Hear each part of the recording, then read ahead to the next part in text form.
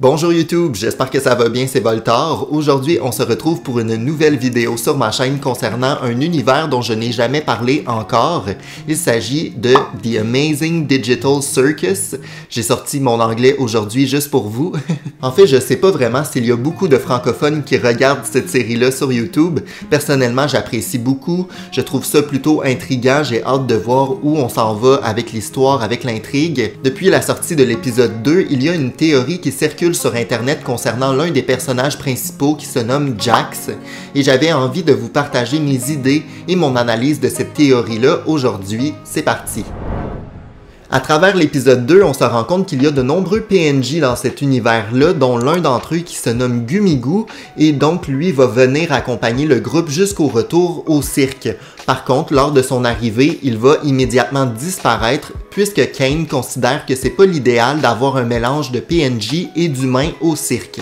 La réaction de Kane est assez choquante, on voit également que ça touche beaucoup Pomni d'avoir perdu l'un de ses nouveaux amis, mais je crois que tout ça en fait est assez important pour la suite de la série. L'une des twists et révélations qui selon moi arrivera dans les prochains épisodes, c'est qu'en fait l'un des personnages principaux en qui on a confiance est secrètement un PNJ qui fait partie de la simulation depuis le tout début. De toute façon, vous l'avez vu avec le titre et la miniature de la vidéo, selon moi, il s'agit de Jax. Je crois qu'on peut s'imaginer le scénario comme quoi Jax, par le passé, un peu à la manière de Gumigo, vienne découvrir l'identité, donc la vérité sur son existence de manière assez drastique, assez féroce.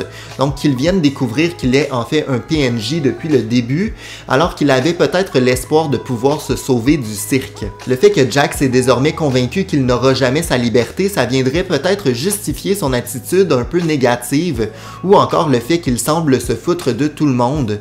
Il semble beaucoup se méfier de ses amis, il ne fait jamais confiance à personne, il semble aussi ne pas hésiter à tuer un PNJ et tout ça. C'est probablement parce qu'il est conscient que ses actions, dans le fond, auront aucun impact au final parce que même si ses amis arrivent à se sauver, eh bien lui ne pourra jamais suivre. En tout cas, c'est ma théorie, comme quoi Jax est un PNJ, il ne pourra jamais s'enfuir et c'est pour ça que son attitude est déplaisante à travers les deux premiers épisodes parce qu'il est convaincu que malgré les efforts des autres, lui, il s'en sortira jamais. Je pense aussi que ça viendrait justifier pourquoi il a toujours une manière un peu simpliste de venir continuer le scénario. Je m'explique.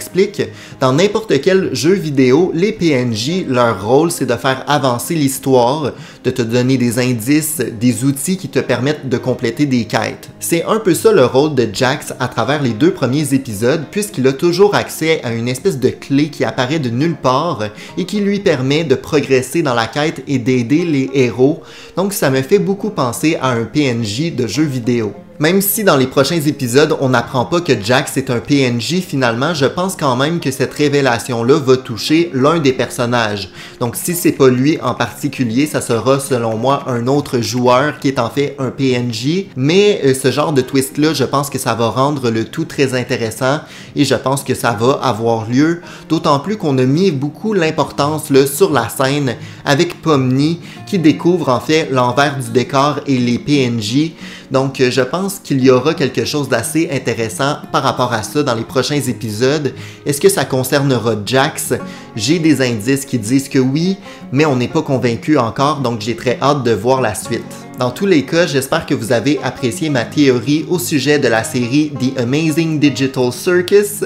Si jamais c'est le cas, n'hésitez pas à me mentionner vos théories en commentaire, ça me fait toujours plaisir de vous lire. Mentionnez-moi aussi si jamais ça vous tente d'avoir d'autres vidéos au sujet de d'autres théories, des personnages, de l'analyse de la série. C'est un univers que j'apprécie beaucoup, mais j'attends toujours de voir vos réactions, vos retours avant de faire d'autres vidéos sur le sujet. Donc n'hésitez pas à me mentionner votre amour pour cette série-là en commentaire. Et avant de terminer, mettez un pouce en l'air, abonnez-vous, votre soutien est incroyable, donc merci beaucoup pour tout ça. On se retrouve de toute façon très bientôt pour une nouvelle vidéo sur ma chaîne. À bientôt, ciao!